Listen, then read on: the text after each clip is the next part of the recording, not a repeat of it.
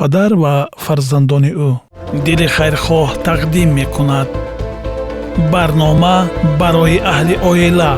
ту барои ман азизӣ. бо фарзандони худ вақт гузаронед. падар аксар вақт имконияти хуби ба худ моил гардонидани фарзандони хеш ва бо онҳо робитаи зич барқарор намуданро аз даст медиҳад. баъди кор фурсатеро бо фарзандони худ гузаронидан барои ӯ дигаргунии хуш хоҳад буд. падарон бояд аз такаббурии қалбакӣ озод шаванд. аз тағофул ба худ дар баъзе чизҳои камаҳамияти кору фароғатии худ даст бикашанд, то бо фарзандони худ муттаҳид шуда дар мусибатҳои хурди онҳо шарик гарданд. қалбҳои онҳоро бо риштаҳои мустаҳками муҳаббат бипайванданд ва ба зеҳни рушдёбандаи онҳо таъсир расонанд. ба писарони худ завқу рағбати махсус зоҳир намоед. падаре ки чанд писар дорад, онҳоро бо таҷрибаи бои худ шарик сохта ва бо забони содаю пурмуҳаббат бо онҳо сухан гуфта, бояд ба писаронаш робитаи зич барқарор намояд, то онҳоро ба худ моил гардонад.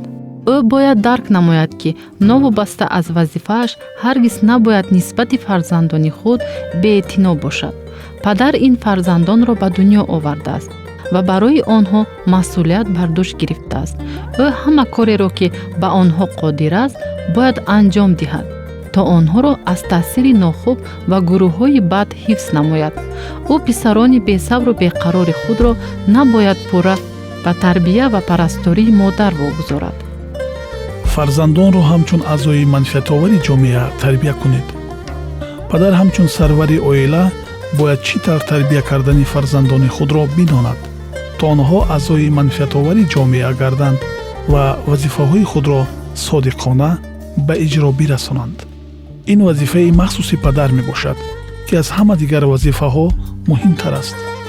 дар тӯли чанд соли аввали ҳаёти кӯдак ташаккулдиҳии хислати ӯ асосан ба модар вогузор шудааст. аммо модар бояд ҳамеша дарк намояд, ки дар ин кор бо падар ҳамкорӣ кардан зарур аст.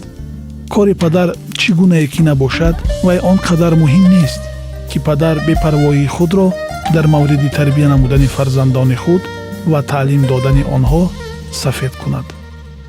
майлу рағбатҳои гуногунро биомӯзед. падар набояд он қадар ғарқи кор ё мутолиаи китоб бошад, ки барои мавриди омӯзиш қарор додани хислатҳо ва эҳтиёҷҳои фарзандони худ вақт наёбад. ӯ бояд роҳҳо ва имкониятҳоро пайдо намояд, то фарзандонашро ба меҳнати манфиатоварӣ ба қобилиятҳо ва шавқу рағбатҳои гуногуни онҳо ҷавобгӯ машғул созад. падарони азизу меҳрубон, ҳар қадаре ки фурсат ба шумо даст медиҳад, бо фарзандони худ вақт гузаронед. бо фарзандони худ нарму некумеҳрубон бошед, на ба таври беақлона, ҳалиму нармдил. бигзор онҳо паси сар кардани ноумедиҳои хурдакаки худро мисли дигарон биомӯзанд. бо фарзандони худ якҷоя ба меҳнат ва варзиш машғул шавед. падарони азиз, меҳрубониро бо ҷиддияту сахтгирӣ, некию дилсӯзиро бо маҳдудияти сахт тавъам созем. як қадар вақти фароғати худро ба фарзандон бахшед. якҷоя бо онҳо ба меҳнат ва варзиш машғул шавед. боварии онҳоро ба даст биёред. барои бо онҳо дӯст шудан талош кунед, бахусус бо писарони худ. бо ин тариқ шумо барои анҷом додани корҳои нек ба онҳо таъсири пурзур мерасонед.